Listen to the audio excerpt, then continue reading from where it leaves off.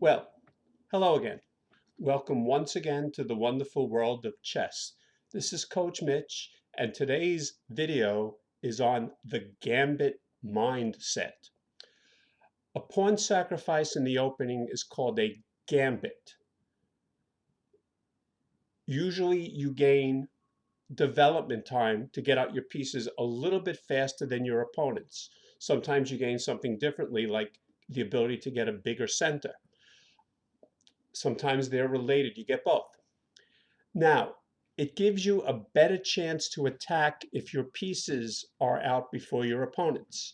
But things you have to keep in mind is you must get out your pieces. You must develop with threats. You can't let your opponent catch up in development. And one of the best ways to do it is to attack something so he has to defend it. He can't do what he wants to do. He has to do what you want him to do. Another thing is that attacking is more important than getting back the material. You don't give up a pawn so that you can get it back 4 moves later. No, you give up a pawn so that you can attack, attack, attack. You'll note that most players are lousy defenders. Even strong masters have a tendency to crack if you put enough pressure on them. The game we're going to look at today is Black is actually a pretty strong player. He's actually a better player than I am, but not in this game. And if you have active pieces, you should have confidence that will create opportunities for common tactics like pins, deflections, and forks. And I'll show you what I mean in this position. This game was played in March of 1991, almost 30 years ago. I was white. Black was a very strong master. Matter of fact, the first 4 times he and I played, he won.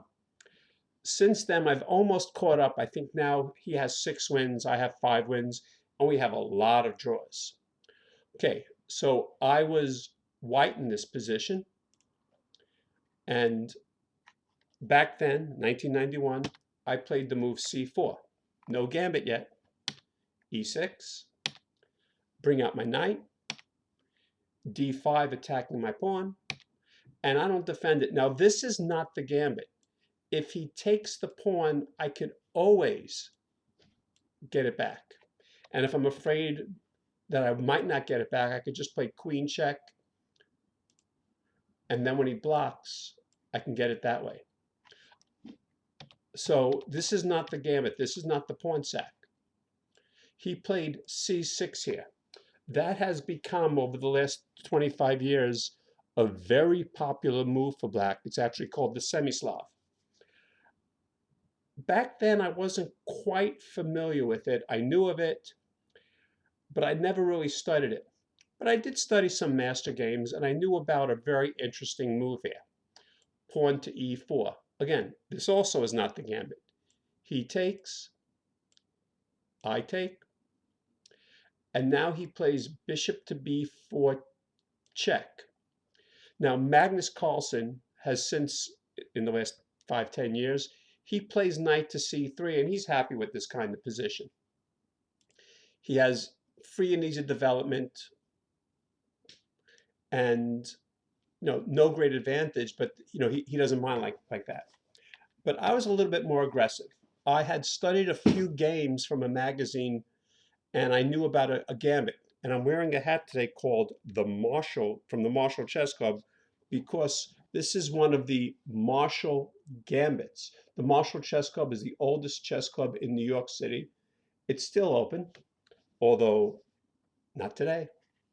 So the sacrifice is bishop to d2.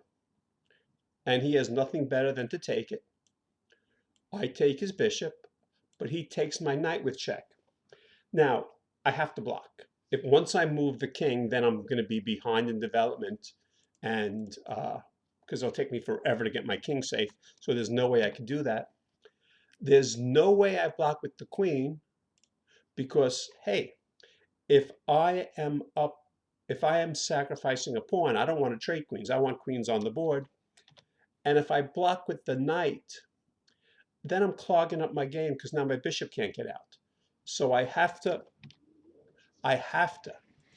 block with the bishop. And in this position, he has a lot of possible moves here. The best moves are knight f6, knight d7, knight a6 is possible. He took the pawn. Now, I've never studied this position at the time. Still haven't. But I knew from a note from a game that I looked at that this was not considered entirely correct. That he gets a second pawn, but he falls far too behind the development. So I said, okay, well, I have to protect the rook. So bishop to f3, attacking the queen. He has to run away. And now I need to have threats. I could play queen here, threatening check, threatening an annoying check. But if he just develops, I don't think I have anything. I think maybe I rushed too much with the queen. So basically, I want to put the rook where it attacks the queen. I want to move the rook to g1. So I move the knight. He moves his knight, developing. I attack his queen. I get my rook on an open file. There's not necessarily a win here, but I have confidence. If I put my pieces in strong places, I put my rooks on open files, I have my bishops controlling important diagonals, that good things will happen. And now, again, if I bring the queen here, there's no threat. His knights are doing a good job of defending everything. This knight defends f8, and this knight defends e7. So there's no threat. But if I can get a knight to that square, imagine I go check, then the king has to move. And I'm sure once the king moves, I have a great attack, even though I'm 2 pawns down, because his king will be stuck in the center. He'll be behind the development. My pieces will be too strong. Let's cancel that. So I bring the knight to g3. The idea is to go to e4 to d6 check. Now notice, if he takes the pawn to win a third pawn, do you see what I could do? Well, he's been playing with just his queen, so it turns out his queen is trapped. So he can't do that. Again, you have to calculate this. You know, you can't leave things to chance unless you have to. So he stopped my knight going to e4. But now when I play queen d6, I'm threatening mate. That's pretty cool. So he plays c5. He's giving back a pawn, and the computer says I should take it. And this way I'll be a pawn down and I'll have a lead in development. And objectively, that's the right thing to do. But there was no way I was going to do that. So I play instead bishop to d2. Not the best move, but it fit more my style. You know, you can't always make the best move, no matter how much you try. I'm attacking his queen. By the way, he still can't take the pawn with queen takes pawn because I trap it. See that? So he plays queen h4. And in this position, I want a castle to finish getting out my pieces, to finish developing. But if I castle, he'll take a third pawn with check. And what's happening? So what did I do? Yes, I castled. I said, you know what? If you take the third pawn with check, I block it. And all of a sudden, my rooks and queens are ganging up. This rook is on a great file. The bishops are crisscrossing the board, and the knight could somehow figure out a way in. It turns out I don't think black can survive this. He can't castle because my queen attacks the square, so he can't castle. So he didn't do that. He played queen d4, offering a trade of queens, and believe it or not, the computer says I should take the queen. The computers back in 1991 weren't this good. So, And besides, you don't play with it. When you're playing, you're not using a computer. So I played queen c7 because, again, I want to attack. And if he castles here, I'll probably play bishop to c3, and I'm 2 pawns down, but all my pieces are active, and the rook is sort of aiming at the king. The bishop is aiming at the king. This bishop is aiming through the center. The queen is annoying, and this knight could possibly go places. Is white winning? No. Is white better? I don't know, but this is how you have to play it. You have to just take what the position gives you, what your intuition says is the best move, and just go on. It would be very difficult for black to get untangled. I would play this position. So let's get rid of this. But he didn't castle. And I think once he missed his chance to castle, I think he couldn't recover. That was his last chance to castle, his last chance to stay in the game. So he brought the knight out. He's attacking my bishop. He's threatening an annoying check. Bishop to c3. Now, I'm attacking the queen. I'm also attacking the knight. So the queen doesn't have too many great places to go to. That's not the move. So he plays queen f4 check. Just get out of check. And now, do you see why he can't take the bishop? Well, I could take his queen, but that's not the real reason. Do you see why he can't take the bishop? Well, I could take his knight, but the real reason is checkmate. See what I mean? When you put your pieces, when you put your rooks on open files, good things happen. When your pieces are active, good things happen. Again, he's a very strong master. So in this position, he didn't take. And he's in a pin. And I'm threatening checkmate. So he finds the only move to stay in the game. And now in this position, again, over the 29 years since this game has been played, I looked it up on computers that have been getting stronger and stronger.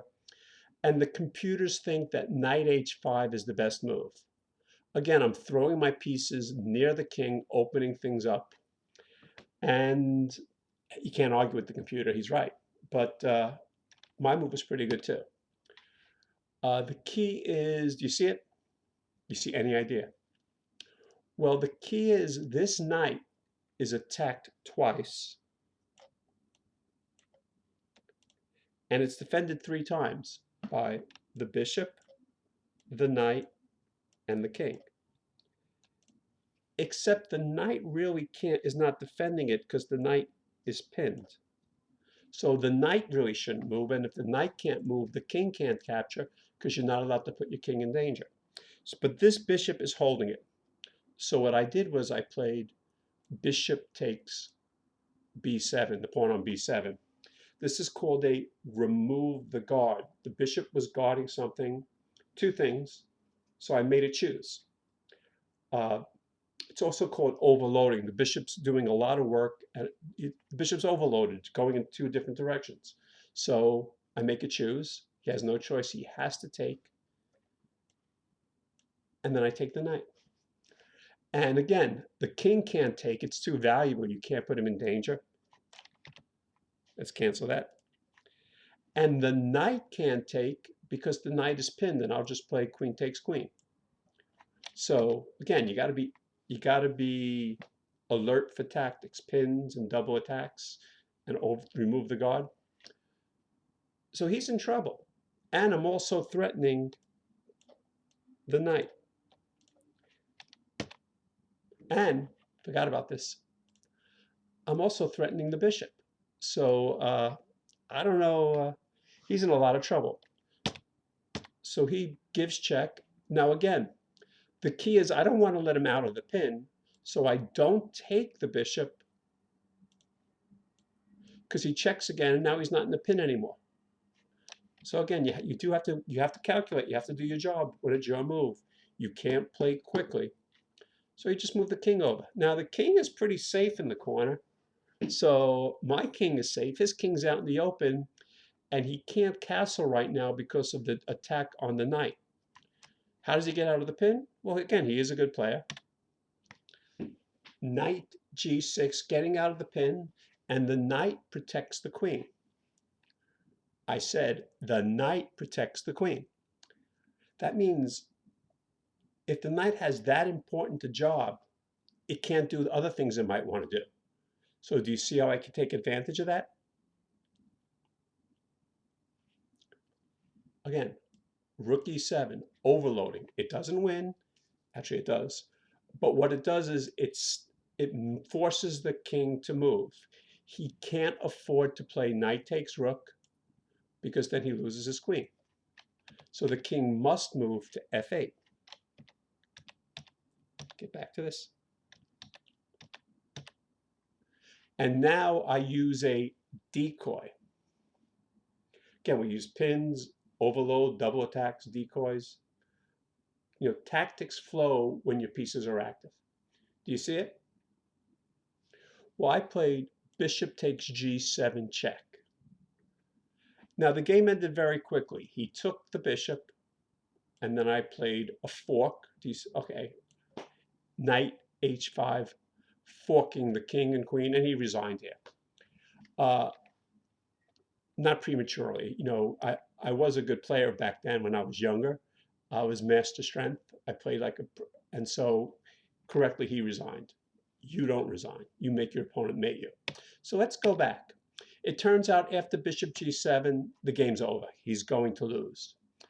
For instance, his other choice is king g8. And now there's probably several ways to win, but the simplest is queen takes queen. He must play knight takes queen. You can't be down a queen. And then I take the bishop, and I'm up a bishop, plus I'm threatening the rook. Plus I'm threatening checkmate. Knight f6 is checkmate. Let's put it back. Yeah, I sometimes hit the wrong buttons. It's in the dark here. This is checkmate. The rook protects the bishop.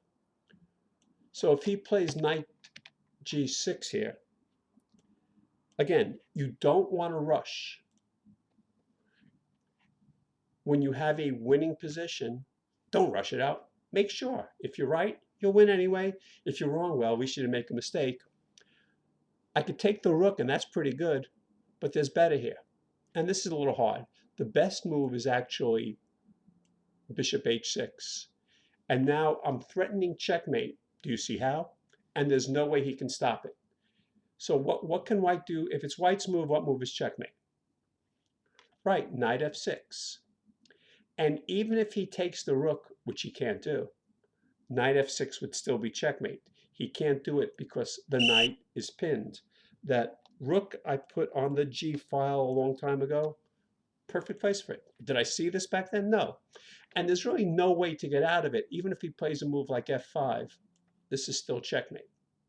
So again, when you gambit a pawn, you should attack, develop with threats, make your pieces active, good things will happen.